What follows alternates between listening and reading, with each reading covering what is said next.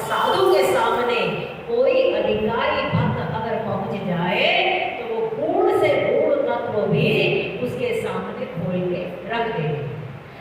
वैसे संत सद्गुरु कभी भी बोलते नहीं, लेकिन जहां अधिकारी को एक पात्र मिल जाता है तो वहां पर वो अपना सब कुछ रहस्य खोल देते। तो यहाँ पर गोस्वामी जी कहते हैं, पार्वती जी भगवान शिव से वंदना करें कि गूढ़ौ तत्व न साधु दुरावय। गूढ़ौ तत्व मैंने गूढ़ से गूढ़ रहस्यों को भी साधु छुपाता नहीं है।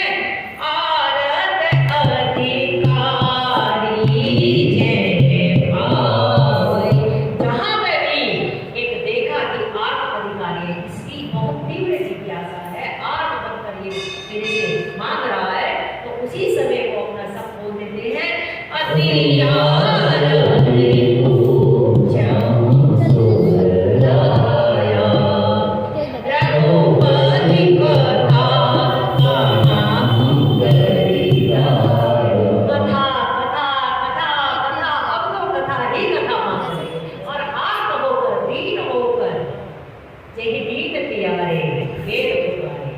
तो यहाँ पर अति दीन बनकर हे सुरराया, मैंने देवताओं के राजा महादेव आपके चरणों में मैं विनती करती हूँ कि रघुपति की कथा, अब कोई और कथा नहीं सुननी मुझे, अब तो वही कथा सुननी है कि वो जो मुझे बरदंडकारण्य में दिखे और जिनके ऊपर मैंने संशय किया, और वो भगवान की मैंने एक बार कथा जो मैंने छोड़ दी थी कुंभज ऋषि के आश्रम में, क्योंकि उस समय उनको ये लग रहा था कि ये घड़े से पैदा हुआ कुंभज की क्या कथा सुनाएगा, हमारी तो ये पूजा कर रहा है। अगस्त्य मुनि जो है, कुंभज ऋषि जो है, उनका घड़े से जन्म हुआ, ये उनकी दीनता है कि भगवान शंकर और पार्वती पहुंचे हैं तो उनको प्रणाम करके उन्होंने उनकी पूजा करी। और ये बहुत अच्छा एक दिखाया सूत्र गोस्वामी जी ने कि वक्ता बड़ा नहीं होता है, श्रोता ही बड़ा होता है। जिस समय गरुड़ पहुंचे हैं काकभूषुंडी जी के आश्रम में, उस समय काकभूषुंडी जी कथा करने ही वाले थे शुरू, और जैसे देखा कि गरुड़ जी आ रहे हैं, उसी समय सब कुछ छोड़कर उनकी वंदना करने सुना यही कारण है। वहां पर भी उन्होंने श्रोता के रूप में गरुड़ जी की ही वंदना की, और यहाँ पार्वती जी बार बार भगवान शंकर के चरणों में प्रणाम करके, हे प्रभु आप मुझे दीन समझकर मुझ में कृपा करके रघुपति की कथा सुनाए, और अब अपना विशेष जो उनका एक आग्रह है, अब वो अगली दीपक की रोशनी सालों साल के अंधेरे को एकदम दूर कर देगी।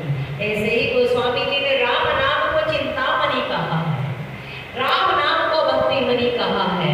राम नाम जब अपने हृदय में हो जाएगा, राम नाम मणि दीप धरु जी हरे हरिद्वार, तुलसी भीतर बाहिर जो चाहसी उजियार। इस राम नाम रूपी दहरी पे, जीव पे, इस जीव पे राम नाम रख लोगे तो भीतर भी प्रकाश होगा और बाहर भी प्रकाश होगा, और युगों युगों का जो हमारा अंधकार है तब है वो अपने आप। तो ना हमें ज्यादा अहंकार की चिंता करनी, क्योंकि मन बुद्धि अहंकार और चित्त ये अंतर करने के चार अंग हैं। कभी हमारा अहंकार बलवा मारता है, कभी हमारी बुद्धि बलवा मारती है तर्क वितर्क के द्वारा, कभी हमारा मन हमें तंग कर रहा होता है, और चित्त को सारी चीजों को स्टोर कर ही रहा है।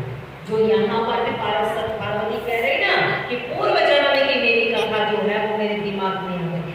कोशिश ये करनी चाहिए, देखो अहंकार भी बहुत बुरा नहीं है, बुद्धि भी इतनी हो नहीं है, मन भी नहीं है, लेकिन चित्त है ना, चित्त को बहुत संभालना चाहिए, क्योंकि चित्त में कोई भी वस्तु पड़ गई तो वो जन्म जन्म के लिए वो हमारे को साथ में चले।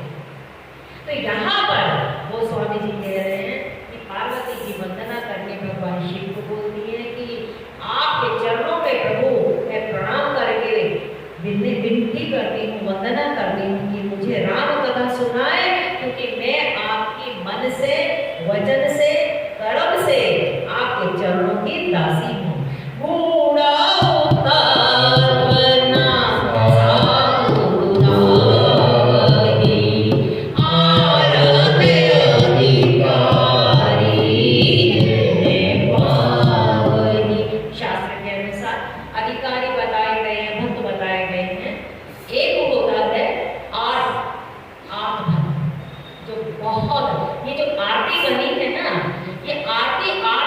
द्वारा ही की जाती है।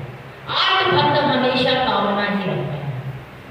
उसकी कामना होती है, प्रभु आप मुझे, उसकी कामना के रूप कई हो सकती हैं, लेकिन वो आर्त जब भाव आता है तो उसके मुख से जो प्रार्थना निकलती है उसको आरती कहा जाता है। एक आर्त भक्त होता है, एक जिज्ञासु भक्त होता है। जिज्ञासु मैंने उसको जिज्ञासा है कि उसको कुछ तत्व पूछना है, जो आज पार्वती जी पूछ रही हैं, वो आज अपने आप को बता रही हैं, लेकिन वो जिज्ञासु हैं। याज्ञवल्क्य मुनि के सामने भरद्वाज जी जो अपनी भाव रखते हैं, वो जिज्ञासु है कि उनको जानना है कि तत्व क्या है, राम तत्व, ब्रह्म तत्व क्या है।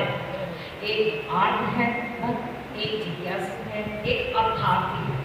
अर्थार्थी का मतलब जो विषय है, मोटा मोटा, कि जिसको बस अपने संसार के कामना के लिए, पूर्ति कराने के लिए, अपने बच्चों के लिए, अपने लिए, अपने शरीर के लिए, जो इस तरीके से परमात्मा के सामने जाता है।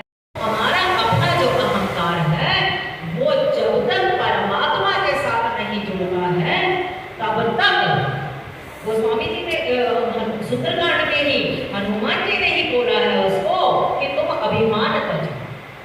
रावण को ये दीक्षा दी है, लेकिन उसने कहा हाँ तुम मुझे बहुत बड़ा गुरु मिला है, तेरे को अभी भी शिक्षा देता हूँ, क्योंकि अहंकारी है। और अहंकार का ये लक्षण है कि वो कभी भी दूसरे को मान नहीं दे सकता। वो स्वयं को इतना बड़ा बना के रखता है, उसमें जिसको कहते हैं ना गुब्बारे के अंदर हवा भर जानी, वो पूरी हवा भरी हुई होती है उसके अंदर, कि वो किसी को समझता ही नहीं है। और जब कभी पंचर होता है तो एकदम से वो नीचे आता है। तो अहंकार अलग है, वैराग्य अलग है, लेकिन ये भी है कि जब तक हमारा अहंकार धीरे धीरे गलित नहीं होता है तब तक जीवन में वैराग्य नहीं आता। परमात्मा अपने भक्तों पे ही चोट करता है। अब कहीं तुम्हारे को तुम्हारे रिश्तेदारी के अंदर 10 लोगों को बुला लिया गया हो और तुम्हें ना बुलाया गया हो, जैसा कि भगवान शिव के उसने हुआ।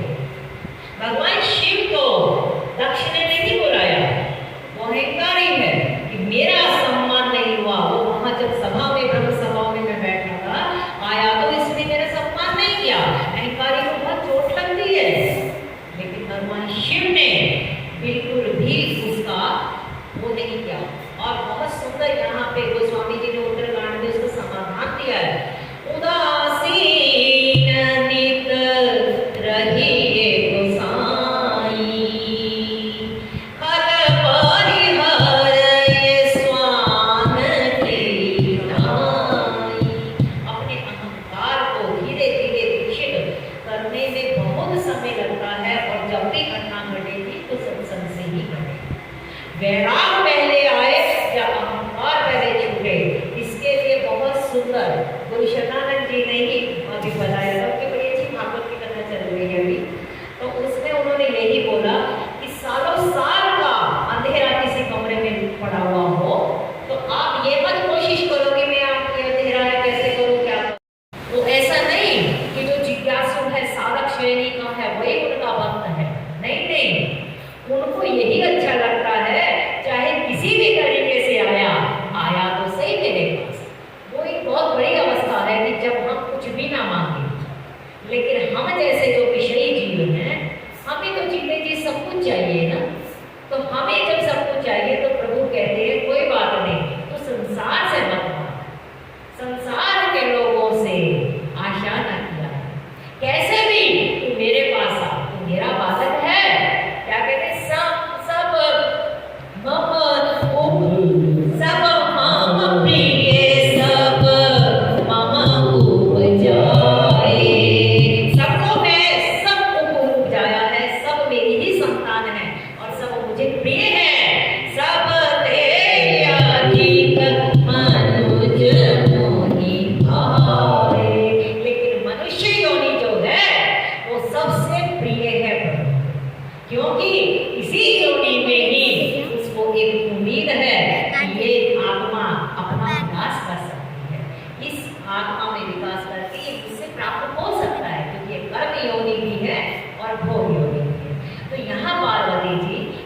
शंकर को एक संज्ञा दे रही हैं कि आप साधु हैं।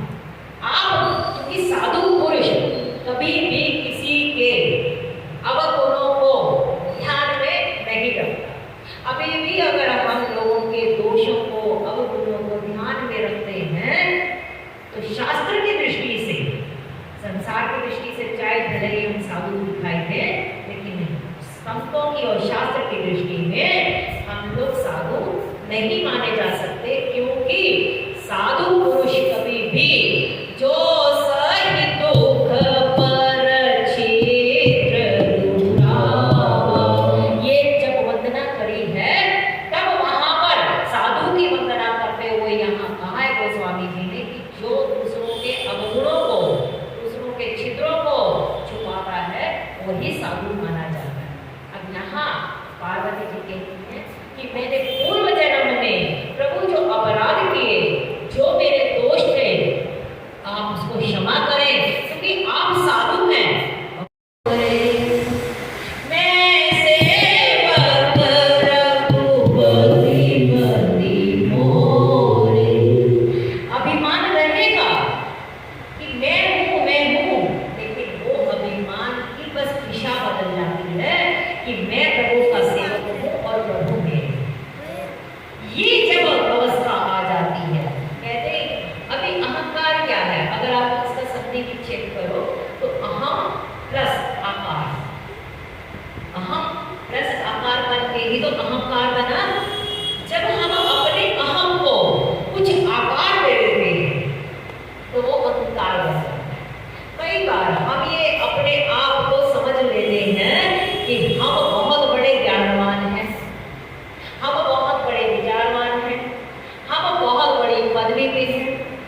अब दूसरा व्यक्ति हमें किस रूप में देख रहा है वो हमें नहीं पता, लेकिन हमने अपने एक अहम का आकार बना लिया और उसी अहंकार में हम अपना डोलते रहते हैं।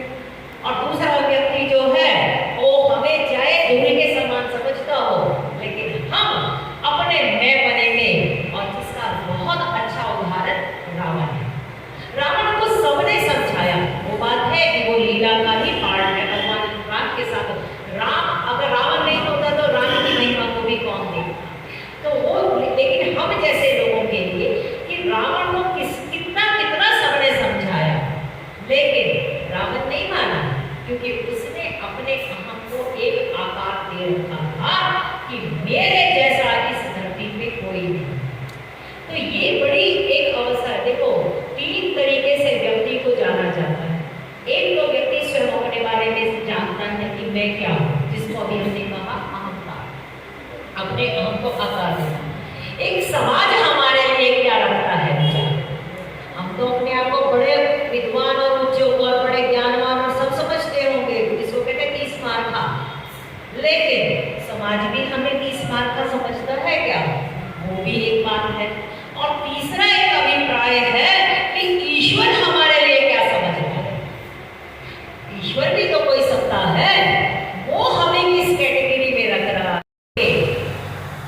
बारे में जो जिज्ञासा की गई है पार्वती जी के द्वारा, वो 9 बार की गई है, 9 प्रश्न किए गए, और वहां पर गरुड़ जी ने सब प्रश्न करे थे। यहाँ 9 प्रश्न है और 9 प्रश्न का ही यहाँ पर जवाब मिला है, इसीलिए नवान पारायण भी की जाए, वरना तो सब सोपान है। तो यहाँ पर जो प्रश्न अब शुरू हो रहे हैं, जो जिज्ञासा शुरू हो रही है पार्वती जी के द्वारा भगवान शंकर के सामने, कि प्रथम सकाल में कहाँ विचारी, हिरे गुण श्याम सगुण बपुधारी। प्रभु, पहला तो काल की आप मुझे ये समझा दें कि जो निर्गुण निराकार ब्रह्म है, जो दिखता नहीं है और जो अलगवती है, अगोचर है, इंद्रियों के भी परे है, वो ब्रह्म निराकार होते हुए भी वो साकार रूप क्यों धारण करता? ऐसी क्या जरूरत पड़ जाती है उनको कि वो अब धरा पे आकर माया का आश्रय लेकर वो अपना साकार रूप में आए। तो निर्गुण ब्रह्म सगुण बपुधारी, निर्गुण ब्रह्म है वो सकल रूप धारण करता है, इसका कारण बता दो। दूसरा पूछा प्रभु मुनि प्रभु राम अवतारा बाल चरित पुनि कहु तारा। अब ये जो पहली वाला प्रश्न था निर्गुण ब्रह्म सगुण बहुधारी, अभी आगे आ जाएगा। इसमें पूरा का पूरा गोस्वामी जी ने शंकराचार्य का अद्वैत सिद्धांत यहाँ पर डाल दिया और हर प्रश्न का उत्तर गोस्वामी जी भगवान शंकर के मुख से कहवाएंगे। अब वो पूछती हैं हे प्रभु, आप कहते हो कि वही राम ब्रह्म है, मुनि धीर जोगी विमल संतत विमल मन जय ध्यावहि, वो अगर ब्रह्म है दशरथ के पुत्र बने वो राम, तो आप ये बताओ राम ने अवतार क्यों लिया, क्या कारण रहा उस अवतार लेने का, सामने रखे। लेकिन हो सकता है इसके अलावा भी कुछ और ऐसे हो जो मेरी मति को सुधारने के लिए या मेरे संदेह को दूर करने के लिए प्रासंगिक हो। प्रभु आप वो भी मुझे समझा देना, आप मुझे वो भी मुझे बता देना। और हे दयालु प्रभु, आप छुपाव नहीं करना कि इसने जितना पूछा मैंने उतना ही बता दिया। जो नहीं पूछा वो भी बता। हाँ, जो नहीं पूछा है वो भी आप अपनी तरफ से कृपा करके, तभी दयालु शब्द लगाती हैं कि आप दया करके, क्योंकि मैं आपके चरणों की दासी हूँ, आप मुझे सब कुछ खुल के बता दे जो आपके भीतर राम के चरित्र, क्योंकि प्रभु जो हैं वो अपने ध्यान में ही मग्न रहते हैं, हरि के जो चरित्र हैं उनको भीतर ही भीतर आनंदित होते रहते हैं। और जो ज्ञानी लोग होते हैं या जो भगवान के उसमें मस्त रहते हैं उनको बहुत ज़्यादा बोल करना आता नहीं, फिर कोई उनको छेड़ता है, कोई उनको प्रश्न करता है, तो फिर उनकी जो वाणी निकलती है तो वो जगत के कल्याण के लिए होती है। माँ यहाँ पर जो भी प्रश्न कर रही है वो जगत के कल्याण के लिए, क्योंकि भगवान शंकर को एक तरीके से प्रश्न पूछकर माँ ने भगवान शंकर को प्रेरित किया है ना राम के चरित्र गाने के लिए। तो कह रही कि मैं कुछ ना भी पूछ पाऊँ तो आप दया करके प्रभु कुछ छुपाना नहीं, आप मुझे सब कुछ बोल के बताना। क्यों कि तुम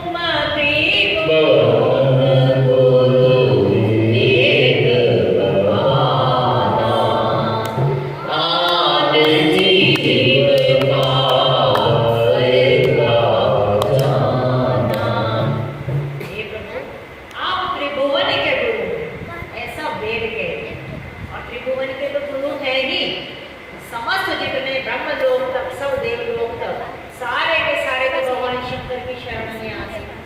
जिस समय धरती अकुला उठी कि अब मैं कहाँ जाऊँ, अत्याचार इतना धरती पे बढ़ चुका था, अब वो परेशान थी, तो वो ब्रह्मलोक में गई। ब्रह्मलोक में जब गई है तो ब्रह्मा जी ने कहा कि भाई मेरे को भी नहीं पता, एक काम करते हैं कि शंकर जी के पास चलते हैं। और जब शंकर जी के पास पहुँचे कैलाश पे तो उन्होंने कहा प्रभु कहाँ जाए, कहाँ उसको पुकारे, हमें तो समझ में नहीं आ रहा। तो उन्होंने कहा जहाँ हो जैसे भी हो यहीं से अगर पुकारोगे तो परमात्मा तुम्हें वहीं पर ही दर्शन देगा। और ये मैंने जाना है, ऐसा भगवान शंकर कहते, माना नहीं है। मानने में और जानने में फर्क होता है। मानना तब होता है जब हमारी प्रीति होती है किसी कि हाँ ये बहुत अच्छे हैं, इनसे हमारा प्रेम है तो मान लिया। लेकिन जब जानना मैंने चारों तरफ से उसको जब हम पूरा देख लेते हैं, परख लेते हैं, तो जो विश्वास बन जाता है पक्का वो होता है जानना।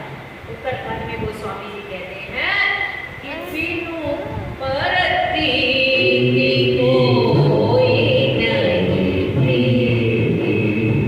प्रेम तभी होगा जब विश्वास हमारा बढ़ता है।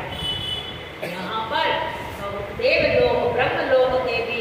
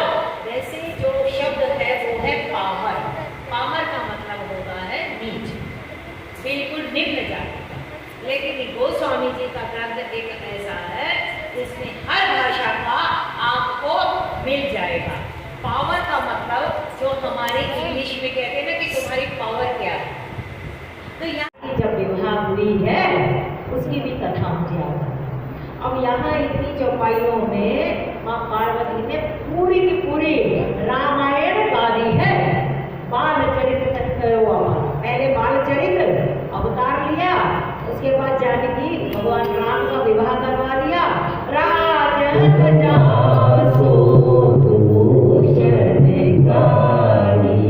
इस कारण से, इस दूषण से राज को क्या होना पड़ा भगवान राम को, वो भी ये अयोध्या कांड आ गया कि किसका, पहला बालकांड, दूसरा अयोध्या कांड, कि किस दूषण से क्या ऐसा गुण आ गया था कि उनको राज छोड़ना पड़ा। इसकी भी आप मेरे को रहस्य बताएं।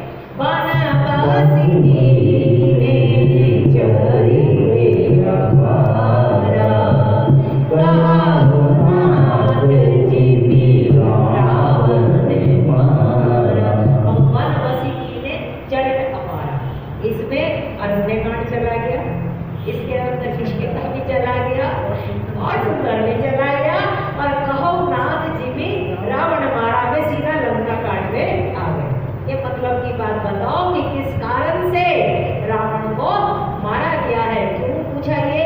क्योंकि रावण तो भगवान शंकर का भक्त है और भगवान शंकर की पूजा करने वो कैलाश में आता था, और कई बार तो कैलाश से प्रभु खुद जाते थे लंका वहां पर उसकी पूजा देने के लिए। तो आपका भक्त है, आपके भक्त को आपके होते हुए उसने कैसे मारा, ये जिज्ञासा माँ पार्वती भगवान शंकर से कर रही कि कहाऊ नाथ जिमी रावण मारा, कैसे रावण मारा है आप बताएं मुझे। और राज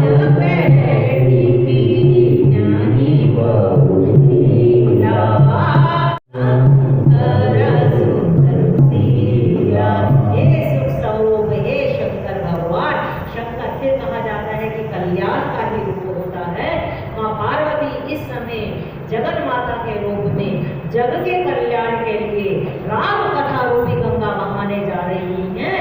इसीलिए भगवान शंकर को इस समय शंकर शब्द कहकर कहती हैं कि आप बताएं कि प्रभु ने जब उनको राज मिला तो उन्होंने कैसी कैसी लीला करी। तो उत्तर कांड, सारे कांड को यहाँ पर माँ ने कवर कर लिया है, और ये मोटा मोटा जब बताया तो बहुरी का